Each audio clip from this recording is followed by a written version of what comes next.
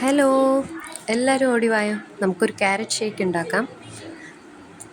അതിനാവശ്യമായിട്ടുള്ളത് 5 carrot കുക്കറിനകത്ത് 6 whistle ചെയ്ത് വേവിച്ചെടുത്തിട്ടുള്ളതാണ്. 2 teaspoon boost. Flavour ഇഷ്ടമില്ലാത്തവർക്ക് ഉറപ്പായിട്ട് ഇത് സ്കിപ്പ് ചെയ്തിട്ട് 2 ഏലക്ക ചേർത്ത് കൊടുക്കാം. 7 ടീസ്പൂൺ പഞ്ചസാര. ഇത് ലിമിറ്റഡ് ആയിരിക്കും മധുരം. അതോടൊപ്പം തന്നെ ക്യാരറ്റ് വേവിച്ചിട്ടുള്ള വെള്ളം തണുത്ത് കഴിഞ്ഞിട്ട് ജ്യൂസിലേക്ക് ചേർത്ത് കൊടുക്കാം. ഓക്കെ, ഇനി നമുക്ക് ജ്യൂസ് ജാർ എടുത്ത് ഈ ഇൻഗ്രീഡിയൻസ് എല്ലാം കൂടി അരച്ചെടുക്കാം. ആദ്യമായിട്ട് വേവിച്ച് വെച്ചേക്കുന്ന ക്യാരറ്റ് ചേർത്ത് കൊടുക്കാം.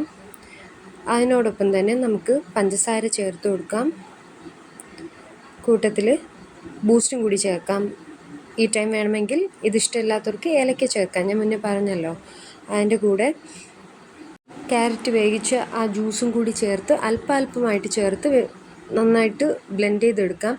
ഇല്ലെങ്കിൽ ക്യാരറ്റ് കട്ട പിടിച്ച് കിടക്കാൻ ചാൻസ് ഉണ്ട്.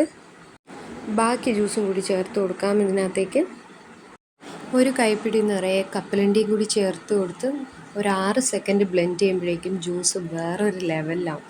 അതിൻ്റെ കൂടെ തന്നെ ഒരു പാക്കറ്റ് ഐസ് പാലും കൂടി നമുക്ക് ചേർത്ത് ക്യാരറ്റിനെ ഒന്ന് നമുക്ക് ഷേക്കാക്കി മാറ്റിയെടുക്കാം.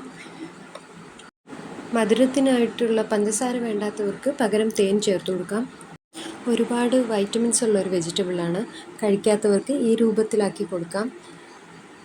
പ്രിപ്പയർ ചെയ്ത് നോക്കുന്നവർ കമൻറ്റ് സെക്ഷനിൽ എനിക്കൊന്ന് ഫീഡ്ബാക്ക് തന്നാൽ ഒരുപാട് സന്തോഷമായിരിക്കും. ഗസ്റ്റൊക്കെ വരുമ്പോൾ പെട്ടെന്ന് തന്നെ പ്രിപ്പയർ ചെയ്ത് ഇംപ്രസ് ചെയ്യിപ്പിക്കാൻ പറ്റുന്ന ഒരു ടൈപ്പ് ഡ്രിങ്കാണ്. എല്ലാവരും ഈ വീഡിയോ ലൈക്ക് ചെയ്യുക, സബ്സ്ക്രൈബ് ചെയ്യുക, ഷെയർ ചെയ്യുക. Thank you.